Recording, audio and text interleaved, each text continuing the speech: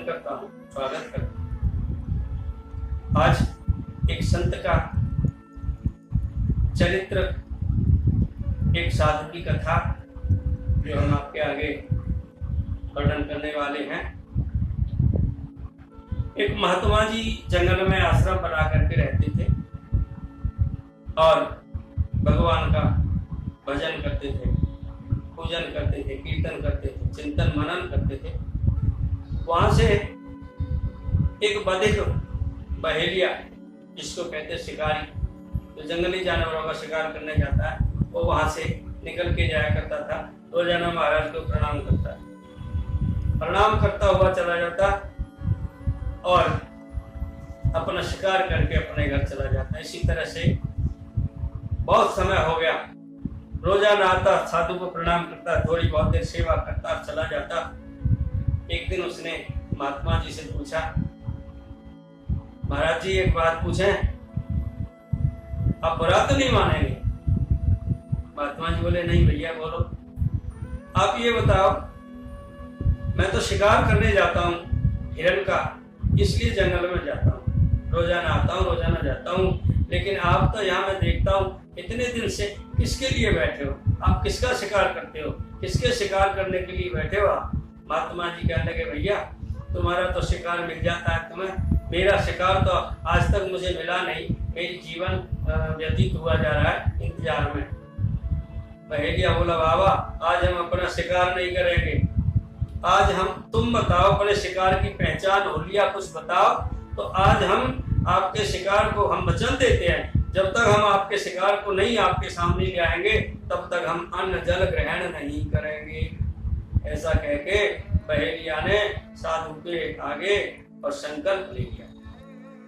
और साधु महात्मा जी बता रहे, मेरा शिकार कैसा है सुन? बोला, हाँ बोलो बाबा।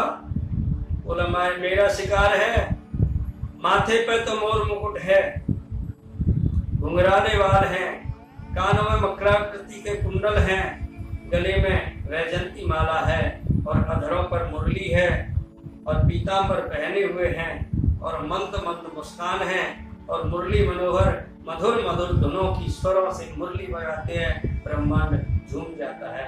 मेरा तो शिकार वो है, आज तक वो मुझे मिला नहीं है, इसलिए मैं इंतजार में बैठा।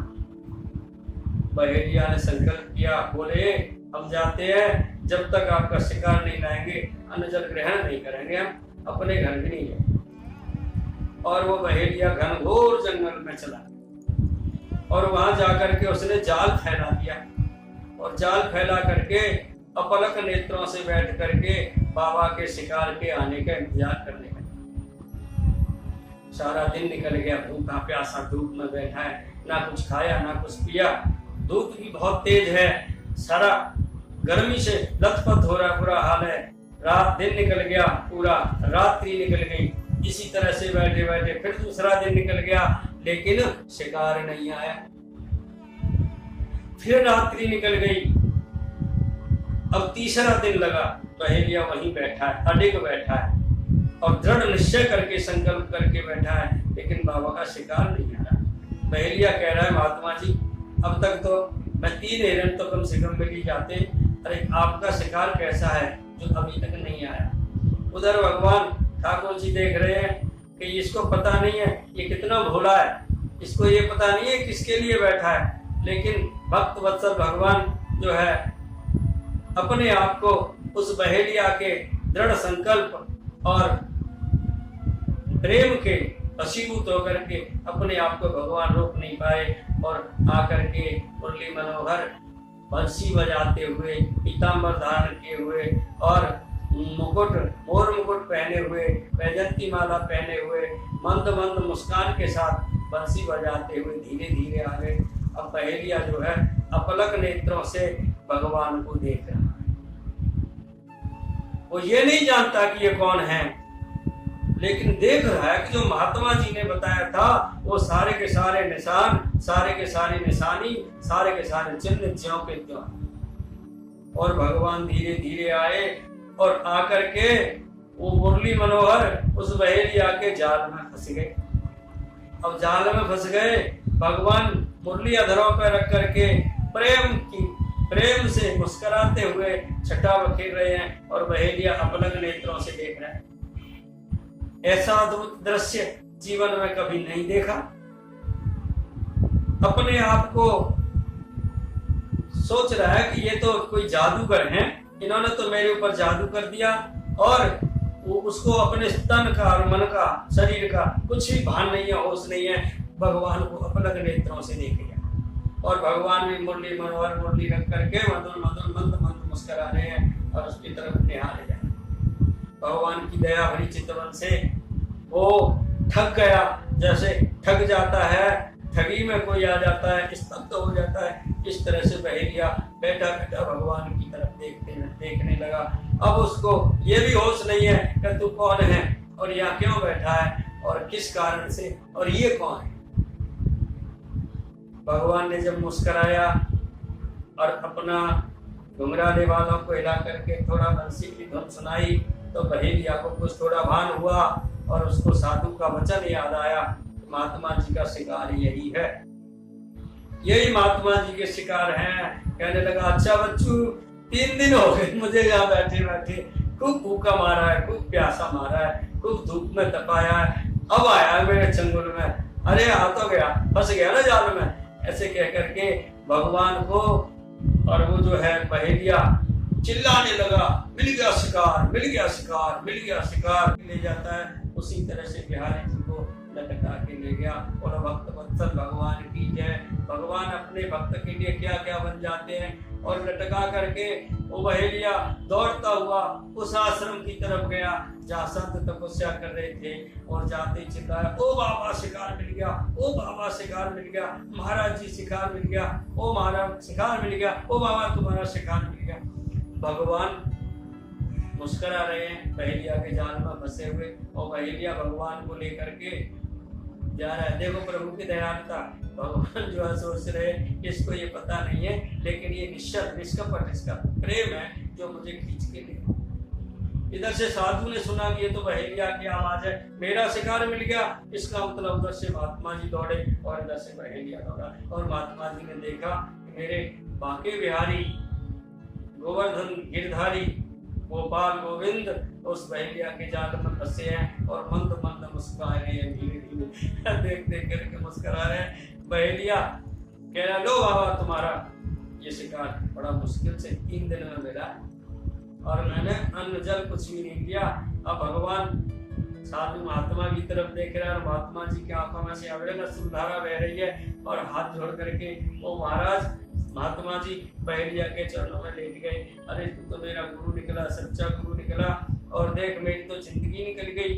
और भगवान से कहने लगे, हे प्रभु, मैंने सारा जीवन आपकी आराधना में लगा दिया, हे भगवान मुझे तो आपने दर्शन दिए नहीं, लेकिन ये बहेलिया ये 3 दिन में ही आपको, और इस हालत में आप आए प्रभु, मेरे से तो बहुत बड़ी गलती हो गई, हे भगवान मुझे क्षमा करो। त्रयमाम भक्तवत्सला, त्रयमाम भक्तवत्सला, त्रयमाम भक्तवत्सला कह करके महात्मा जी और कन्हैया जी के चरणों में लोटपोट हो गए।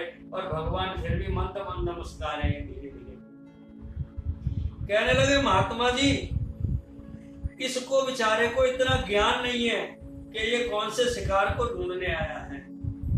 आपने जो इसको बताया, आपके वचन को, आपको दिए हुए वचन को दृढ़ता पूर्वक इसने 3 दिन तक निभाया, तो मैं इसकी दृढ़ता पे, इसकी भक्ति पे, और इसके कहते हैं ना निर्मल मन, इसके निर्मल मन पर मैं रीझ गया और मैं अपने आप को रोक नहीं पाया। इसलिए भगवान ने कहा है, मानस में बाबा कहते हैं, गोस्वामी तुलसीदास जी कहते हैं मानस में, निर्मल मनोजन सो मोहि पावा, मोहि कपट छल छिद्र भावा।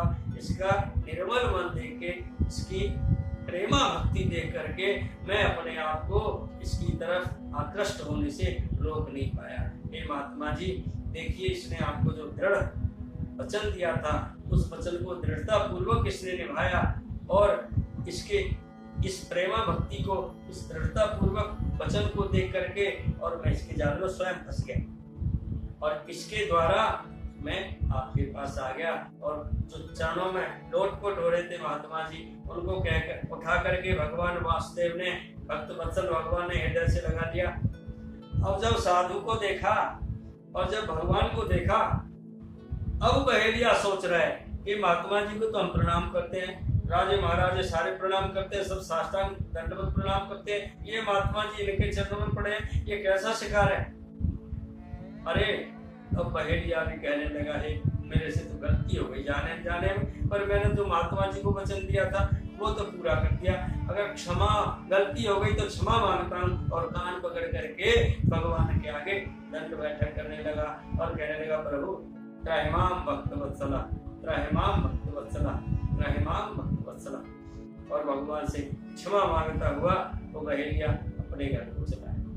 तो भक्तों भगवान कहते हैं कि संत को प्रणाम करने से जो कभी नहीं होना, जो कभी नहीं मिलना, वो संत को प्रणाम करने से मिल जाता है। संत के सानिध्य में जाकर के एक बहेलिया को, अज्ञानी को भगवान के दर्शन हो गए, और दर्शन हो गए तो ये संत की कृपा से हुए।